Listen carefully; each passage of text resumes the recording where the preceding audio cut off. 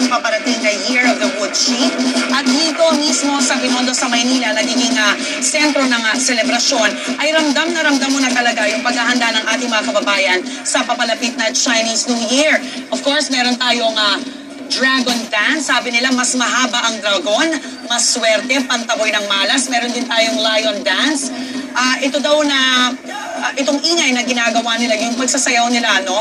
Kasi may kasabay na tambol yan usually. Tambol ay para magtaboy ng malas at mangakit ng swerte. At bukod sa ating lion at dragon dance, makikita rin dito sa bangketa ng Binondo ang iba't ibang mga lucky charms na of course, pampaswerte sa wallet, sa bahay at sa kung ano-ano pa. Dito meron tayong mga lucky coins na pang wallet, no? At of course, yung mga bracelets natin, mga around 50 pesos yan. Tapos ito yung mga sinasabit sa pinto, very familiar kayo dyan, 25 pesos lang makakabili dito sa bangketa ng Binondo. At syempre, pag Chinese New Year, hindi nawawala yung 13 prutas. Ito, meron tayong kiat-kiat na nakapaligid sa maliit na pineapple. Ayan. At merong gabi at luya. Ito daw ay hinahain, no? Ay nilalagay sa hapagkainan. Ito yung gabi natin. At ito yung luya. Yung luya, depende sa laki, around 40 pesos na, pwedeng mas mababa pa. Nilalagay sa hapagkainan yan pagdating ng Chinese New Year. At ito, meron din tayong palay. Pwedeng isabit sa pinto at pwede ring ilagay sa mesa. So yan, no? Iba't ibang mga lucky charms po ang makikita ng ating mga kapuso dito.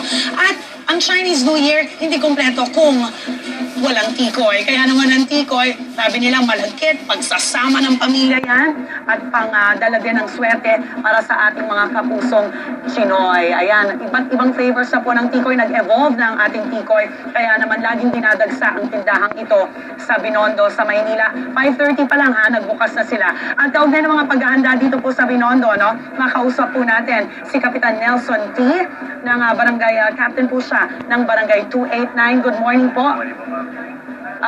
Kung hey, what side? Tama ba? Kung hey, Patsoy. Patsoy. Alright. Ano na po yung mga paghahanda natin?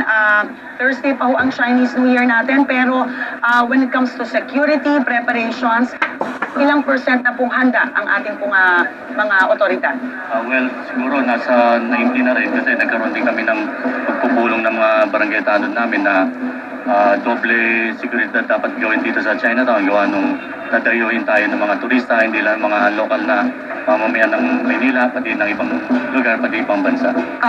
Ito ho ba ay marami pong isasarang daan din para talagang yung selebrasyon ay masecure ho natin? Ang pagkakaalam ko po is on the New Year, yung sa New Year Thursday, na. ang magsasara gawa nung yung paradang napakahaba na mangyayari dito sa... Meron ho bang ibang gagawin dito sa Binondo sa paparating na Chinese New Year? Or are we gonna expect, you know, the usual celebration po ng pagsalubong?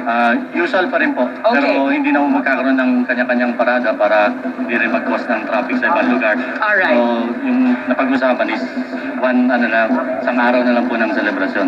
Salamat po sa inyo, Captain T. Marami pong salamat. Alright, mga kapuso, nabanggit ko nga kanina, ang tikoy ay talagang nag-evolve na, no? Iba't ibang lasa, iba't ibang flavor.